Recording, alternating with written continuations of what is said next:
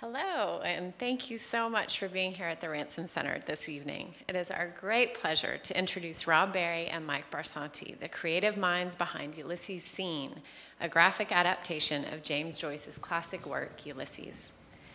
Tonight, they will provide an introduction to their work and the controversy that erupted when they sought to create an iPad app. We will then open the discussion to the audience. But first, our speakers. Artist Robert Barry grew up in and around Detroit, attended Wayne State University to study painting, showed in numerous galleries in the city, and read quite a lot of comic books. Barry moved to Philadelphia and found himself exploring the nebulous zone of a new kind of story media between webcomics and film.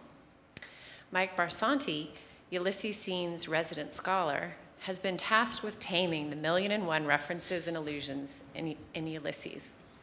In addition to his work as content advisor at Throwaway Horse, Barsanti is an adjunct professor at Drexel University and administers the Philadelphia Cultural Management Initiative. He completed his PhD in English at the University of Pennsylvania and was a curator and administrator at the Rosenbach Museum and Library in Philadelphia. Please join me in welcoming Mike Barsanti and Rob Barry.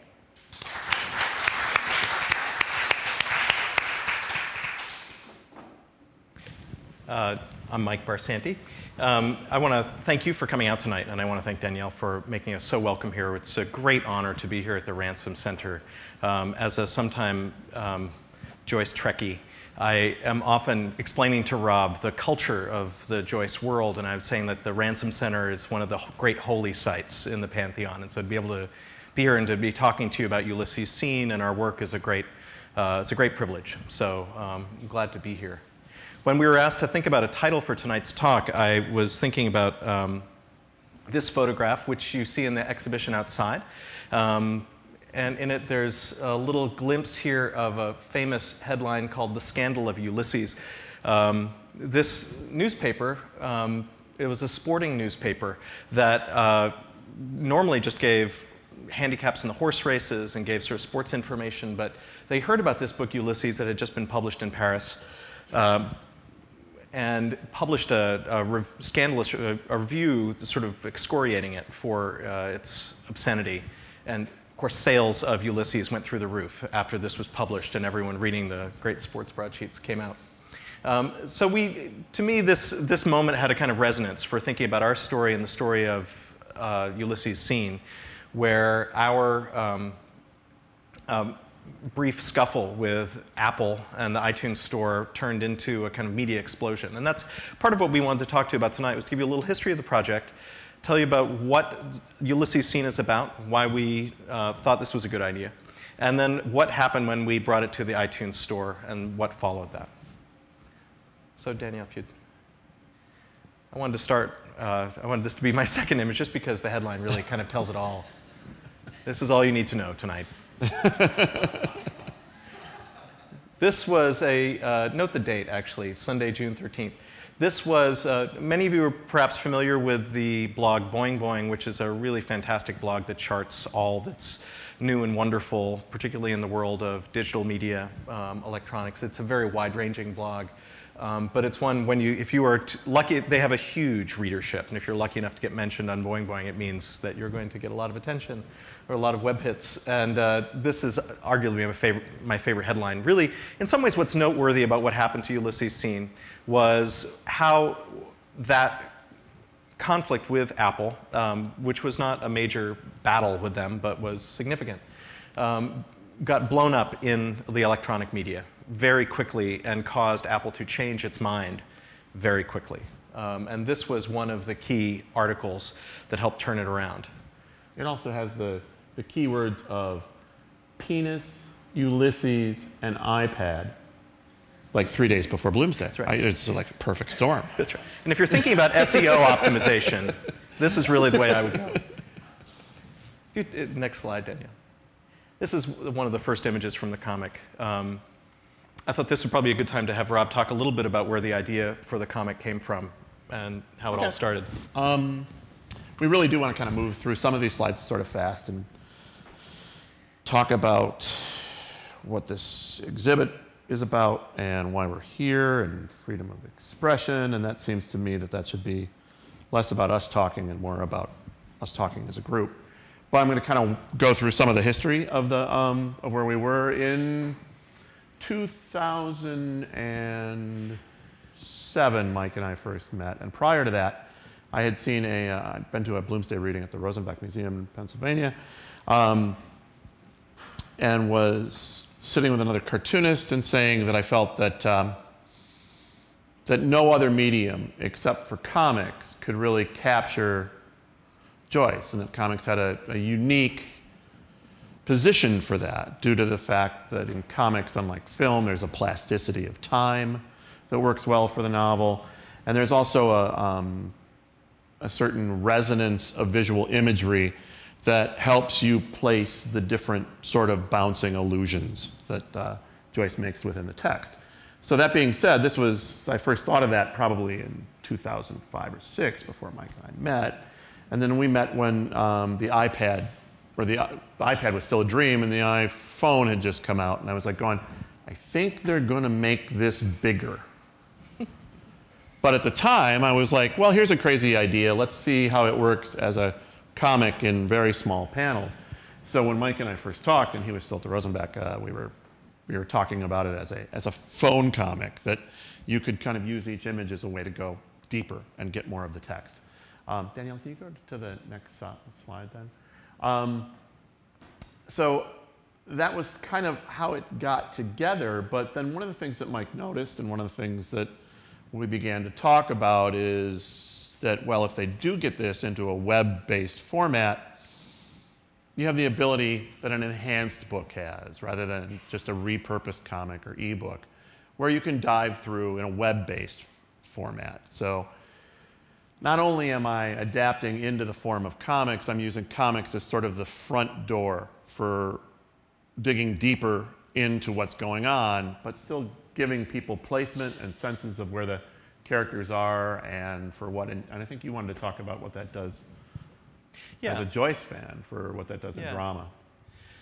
Yeah, no, when Rob first came to talk to me in 2007, I had been at the Rosenbach for almost 11 years. And the Rosenbach is a small rare book and manuscript library in Philadelphia. It's a collection of two brothers who were great dealers in rare books and fine arts in the early part of the 20th century. Most importantly, it has Joyce's manuscript of Ulysses. And that's one of the key elements of the collection. And so as the curator there, I spent a lot of time talking about the Joyce manuscript and talking to people about Joyce projects. Rob called me up one day and wanted to talk about his idea of a graphic novel adaptation of Ulysses that could be, you could look at on a cell phone. And I thought he was crazy. I mean, for a lot of reasons, but most of which was, I think the commonplace about Ulysses is, this is not a visual novel, Joyce being nearly blind for much of the time he was writing it. It's a novel that is much more engaged with sound and with smells and with other dimensions, and it's a novel in which the whole notions of character become destabilized, the notion of who's doing what, it just doesn't seem promising. But then Rob started to show me some of his drawings, and I felt like it was giving me something new about Ulysses. I felt like, particularly looking at these early scenes from the Telemachus episode, that I was getting a sense of drama. Of bodies relating to each other in space, of the way that Mulligan and Stephen at the top of the Martello Tower are, in a way, in this kind of ring of combat. It's a little like a bull ring. And I thought a little bit of, in some other scenes, I was reminded of the old Spy versus Spy cartoons in Mad Magazine. There's just all these wonderful allusions that, to me... I believe when you saw that third panel, too, the first thing you said is, Buck Mulligan looks like a debauched Tintin. Right. And I'm like, like a little... Thank you. Exactly. As you start to... So I felt like it really gave a depth to a book that I had spent a lot of time researching and talking about and teaching that surprised me. And I also started to think, well, how else could you do Circe, except to use this incredibly plastic, versatile media where you can skip back and forth in time, where you can have incredible plasticity of expression, and you still can use the text. Daniel, would you... That should probably get mentioned for particular Joyce fans. One thing unique about being able to work in the sort of web-based world and the expanded book realm is we try to use pretty much every bit of the 1922 text that we possibly can. I try to remove things that are descriptions that I can handle by drawing, like stepped from the parapet, you know. But we really want to engage the language of the novel and bring that back to people in a way that they can kind of go, I mean, through the simple placement of a word balloon, we're able to kind of tell who, you know, make it easier for that first-time reader who's saying what when. And then that allows them to kind of dig into the reader's guide and find out what some of those references, like Mighty Mother, might actually refer to. So, sorry, didn't mean to. So this goes. Tag. I was just going to say it also was really pretty and fun to work with. So Danielle, would you move us along?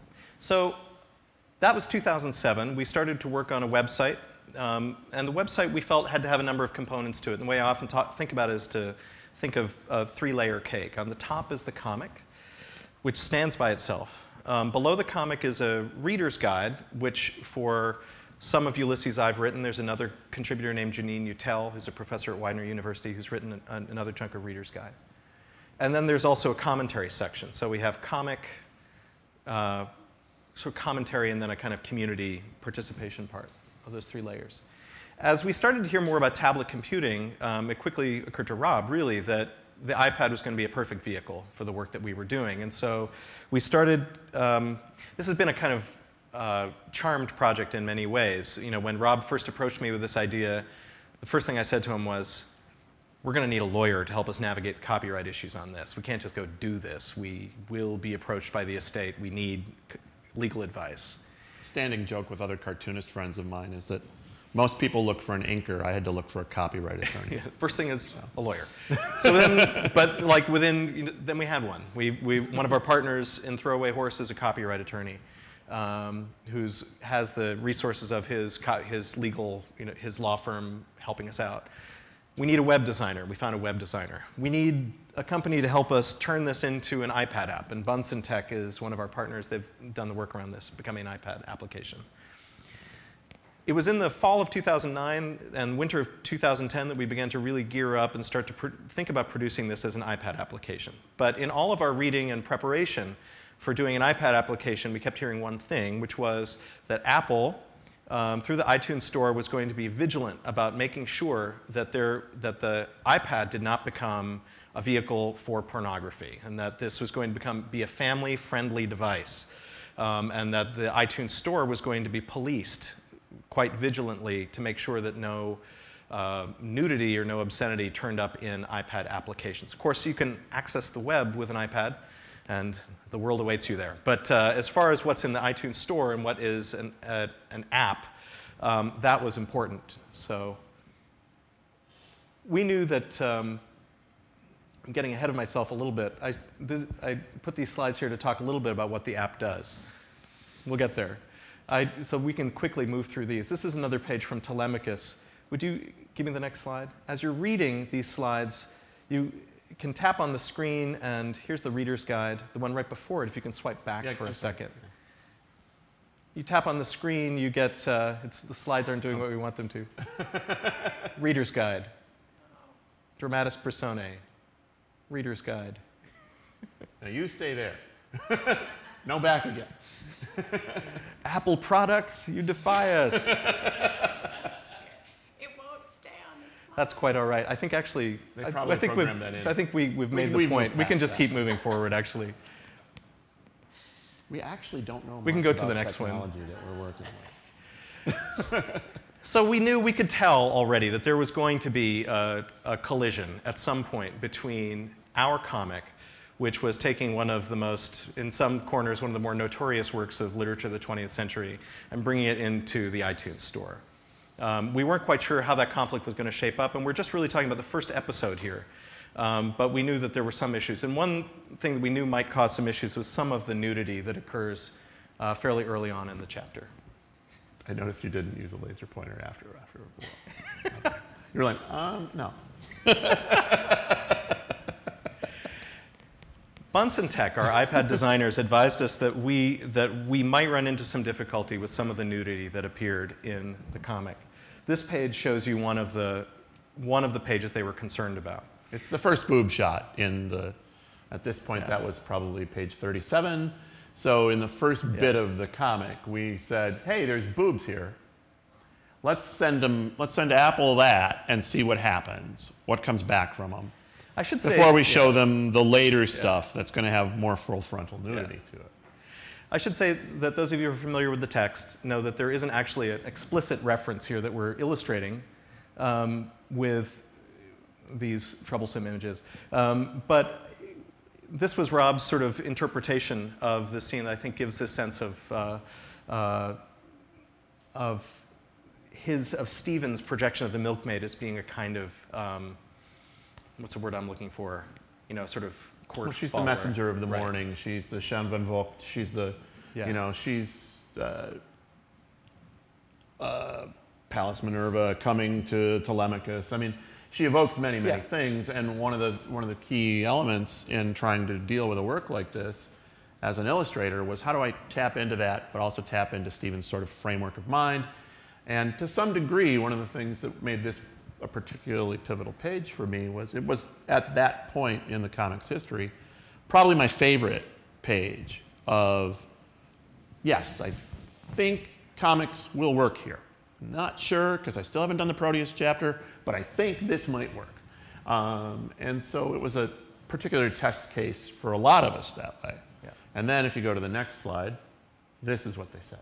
I don't know if you can read this, but we knew that when we submitted this first episode that there might have been some trouble around the nudity in the first part of the episode. There was some other frontal male nudity that we had put in at the very end. It's coming up. Don't worry, we'll show you.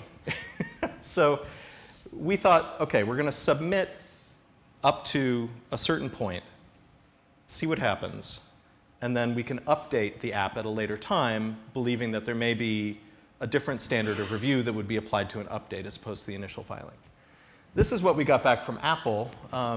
This is probably impossible to read because this is, you know, just, but what it does say is that we cannot post this version of your iPad application because it contains objectionable content and is in violation of the iPhone Developer Program License Agreement.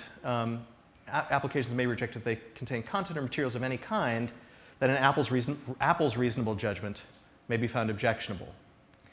I think one of the interesting things about this story generally, especially when you think about it in the context of the exhibition outside, is the agency of censorship. Rob and I, you know, we'll talk about whether this constitutes censorship in a useful way, but that this is a case of a corporation exerting a censoring function. This isn't a government, this isn't a public organization, this isn't a Society for the Suppression of Vice, it's Apple Computer through their iTunes store. But this is what we got. Can I take a tangent on that? Yeah. Just because I think it'll illuminate some of the later discussion I hope we'll have in Q&A. One of the things that's unique about the Apple structure for submission of this is that they did set down the guidelines, as they put there, the iPhone Developer Program License Agreement and all that sort of stuff. And they weren't really that big public knowledge. We were hearing all this, oh, you can't have this, you can't have that. You can't have Flash because they have a lawsuit with Adobe that's pending, and they also want to produce HTML5, but they also, the vast majority of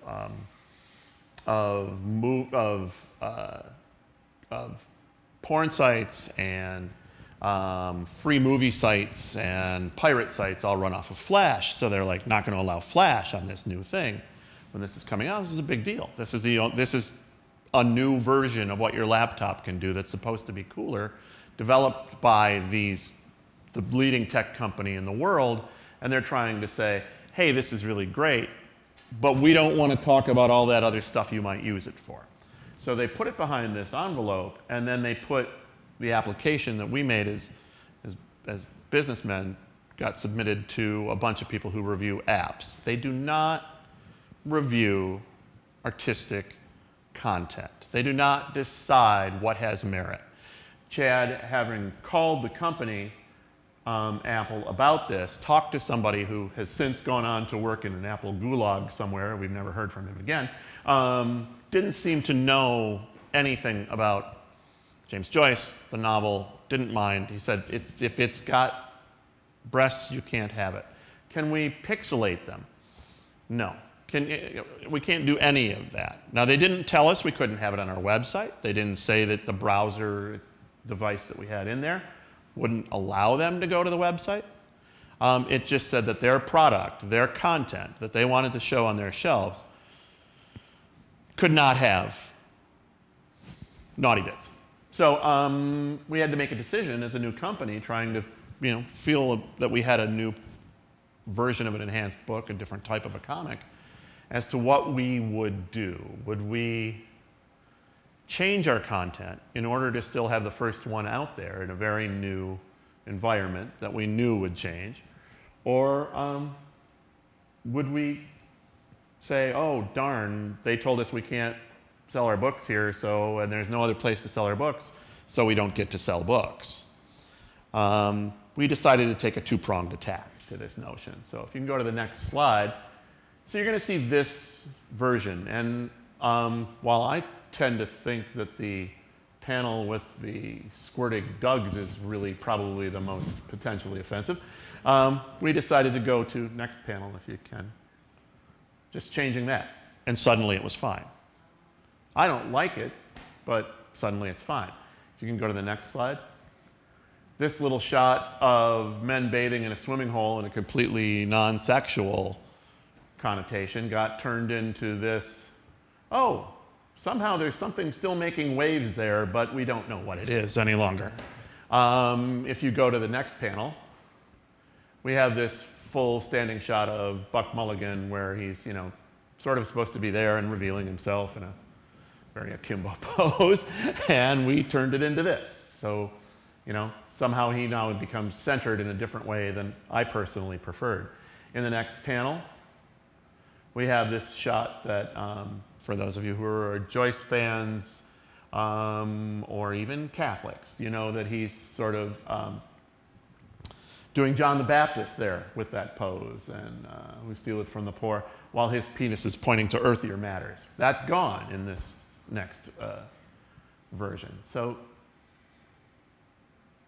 artistically, these were difficult decisions for me to make. I drew the damn thing, and I wanted it a certain way, and I believed that it was a correct way to adapt Joyce. But I also believed as a businessman that they did have the right at that particular moment to tell me what they were willing to sell and what they weren't. And I had to make a decision as to whether or not I would alter my content in one version for their store and still keep it the same way on the web, and therefore actually comment on it in the comment section. So I think next slide, please. Oh yeah, and then this one, which is, thus spake Zarathustra, and I get to give, it's a Superman joke. That's a famous Superman flying pose. Goes to the next panel where it's completely gone. So,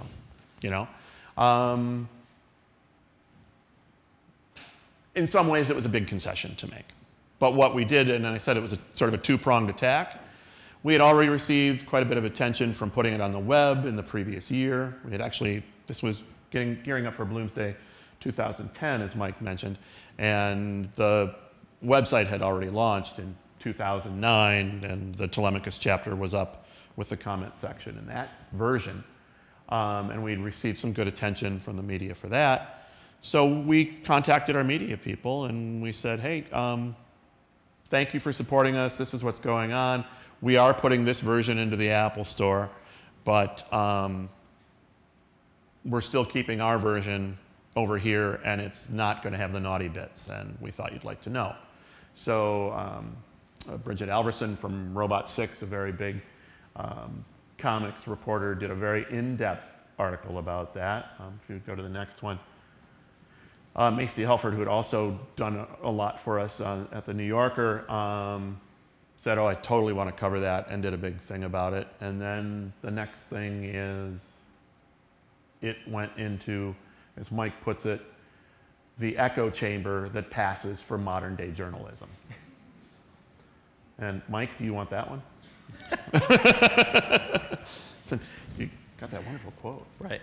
So having been confronted with this decision that we were not able to put the iPad on in an unexpurgated, the application into the iTunes Store in an unexpurgated form, there's nowhere else you can sell an iPad application other than the iTunes Store. So we decided the strategy would be to make the cuts that Apple was requesting, but to keep the unexpurgated version alive on the web, where it still is. And as we were explaining this to people in the field, all of a sudden they caught on to this idea of like, Apple isn't going to let you publish an unexpurgated version of Ulysses. This idea was just one of those sort of media moments where the right idea dropped in the right place 3 days before Bloomsday. Yeah, it's important. At that time, it's like a few days before Bloomsday. And as any of you who are Joyce heads know, that this is the one time when everybody goes, yeah, I mean to read that thing. Right. We need a Joyce story. So there were a lot of stories that came out. The first ones were, again, the New Yorker blog. This was not the print version, but it was in the online blog version of the New Yorker, and the Robot 6 article coming out in early June. Would you advance the next one? This piece, I think, this was the piece in the New York Times business section that came out on, I think this was the 13th. The 13th. This piece, in my recollection, came out on a Monday, and we got a call from Cupertino by about 10 o'clock that morning, Eastern time, saying, just submit the damn thing again. We changed our minds. Oh, actually, this is actually pretty good. There's another little bit to that. We live in Philadelphia. Our business partner, Chad, who we've mentioned a few times, and the lawyer on it, who had dealings with Apple, and this unnamed person who has gone off to some unnamed. For all I know, his blood was sucked dry to keep Steve Jobs alive for a few months. Too soon, Rob. Too soon. Too soon. But we got a call from a new person at Apple who called us at 9:01 on the next morning after the release of this article, which would have been 6 o'clock in the morning in Cupertino, California, and said, we'd like to do whatever we can to move this through the iTunes store in its full version.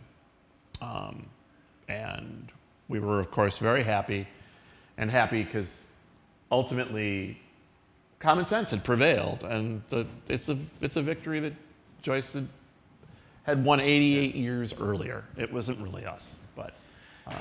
Yeah, I think it's a complicated story, and we have a couple more. One of the things that started to happen was there was a snowball effect. This great story in Gizmodo, which also mentions a version of The Importance of Being Earnest, which had been kept out of the iTunes store in an unexpurgated manner, was also allowed back in. And next one is the Motley Fool. Now, we're June 15th, and they're sort of speculating that this controversy over Ulysses scene may be affecting Apple's stock price. Didn't affect it for long, if it ever did. Yeah. But I mean, I think what's interesting here is that you have arguably censorship or not, but by a corporation that gets reported in electronic media, the story blows up, the company reverses its course, but you still have lingering over these questions about what happens when a company controls a marketplace, a narrow but a very important marketplace, and how do they use that power? And in some ways, what's fascinating about the story too is the role that Ulysses plays as a cultural icon. That Ulysses, which sort of stands, ever since the Woolsey decision anyway, sort of stands in our culture as an icon of artistic expression, was what seemed to have helped propel this story in a dramatic way. What's next, Daniel? Story in The Guardian. This was published on Bloomsday. It was a really very thorough story, but we couldn't have bought this PR in a million years. But again, it's not a story.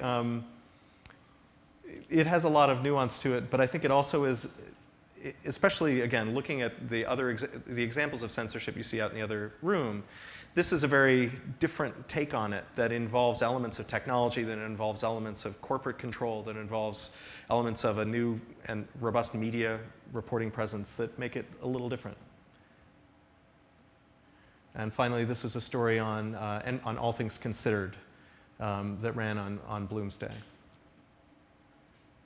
think we're getting to the end. We have one or two more. One of the things I did want to say, this is not a plug, but I think one of the things that was important about, which is what you hear before you hear a plug. One of the things that the controversy did help us to do is that it increased the profile of the project enormously, and it helped us talk to publishers, talk to other artists, talk to people like Martin Rosen, did this really wonderful comic book adaptation of The Wasteland back in the 90s, which we have since been able to turn into an iPad application. And also Eric Schanauer, whose fantastic Age of Bronze series was brought to light. It also helped us. We did a Kickstarter that helped us raise some money to pay for studio time for Rob. So it was, I think, one of the things that we were talking to Danielle about a lot of the controversy surrounding the New York Society for the Suppression of Vice and Sumner is that one of the issues was that his censure of a book would cause its sales to go through the roof. And in some ways, I think we did benefit from this controversy in the increased publicity in that it helped us get to another stage of development with what had been a small and grossly underfinanced venture into a somewhat larger, grossly underfinanced venture. But it's allowed us to really create some other great work here. But it's also allowed, I think, what the app is designed to do as we continue our sort of steady march towards completing the entire book, is it will allow us to bring that work to a even larger audience of people. Yeah. So I think that's, yeah, this is... Oh, we figured we'd leave you with a little treat. We've been looking at Telemachus. We're about to launch the next iteration of Ulysses Scene, which will include the Calypso episode, which is now on the web. But we're about to launch it for the iPad. And this is one of that my rather favorite famous pages. scene of Mr. Bloom and his morning constitution we don't expect to hear any problem about any longer. Well, I think the other thing about this is that one of the things that happened when Joyce was originally publishing Ulysses in magazines, in the Little Review in the United States in particular, was that Ezra Pound, who was the editor, functioning as one of the editors of the Little Review, really objected to this passage in particular and took it out of the Little Review publication. Pound was okay with all kinds of other things that happened in Ulysses, but Leopold Bloom taking a dump was for him beyond the pale. And so he took it out without really consulting Joyce on the matter, and Joyce was furious. So this was where it just seemed to be the right place to stop. That slight constipation of yesterday, quite gone.